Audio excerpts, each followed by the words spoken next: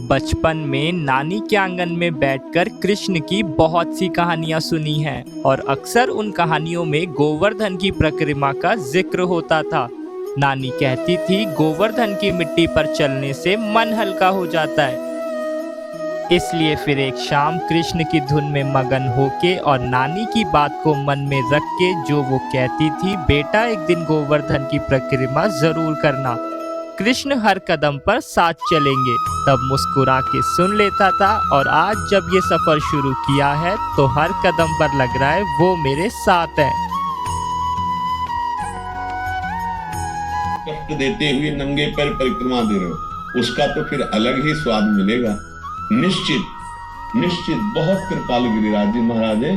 कोई केवल दर्शन कर रहा है, कोई गाड़ी से केवल दर्शन करके आया, वो भी भाग्यशाली, पर परिक्रमा की तुलना नहीं हो सकती। जो नंगे पैर परिक्रमा गिरिराज जी की लगा रहे, उनकी तुलना गाड़ी और रिक्शा इससे नहीं हो सकती।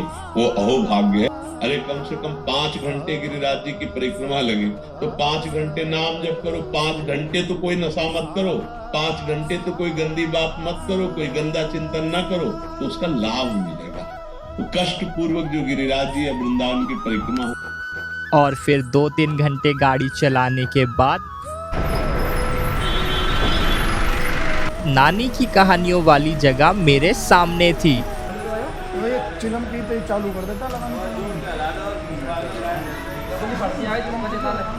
गोवर्धन की पवित्र परिक्रमा शुरू की और दिल में एक अलग ही लगन थी। वो मिट्टी की खुशबू, वो मंदिरों की घंटियों की आवाज और वो गोवर्धन महाराज के जाप, सब कुछ मन को सुकून दे रहा था। लेकिन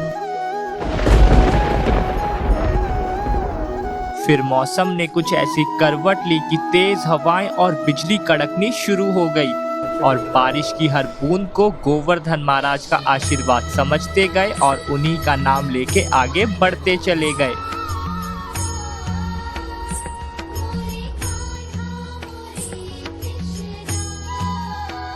अब हम तो कृष्ण के गानों में मगन थे, पर जब और ठंड से छुट्टी लेने के लिए गर्मा गर्म मैगी खाई और इसी बहाने पैरों को भी थोड़ा सा आराम मिल गया।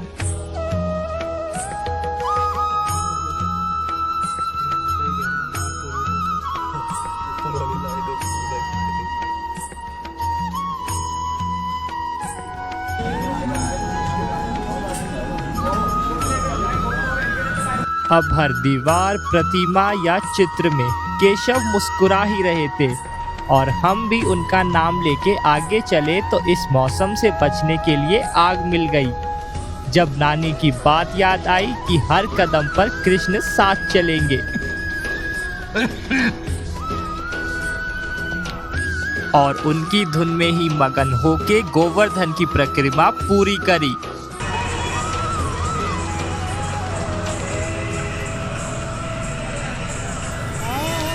अब कृष्ण को और अच्छे से जानने के लिए मैं उन्हीं के गाने सुनते सुनते और उन्हीं की ब्रज भूमि पर बढ़िया नज़ारे लेते हुए एक ऐसी जगह पहुंचा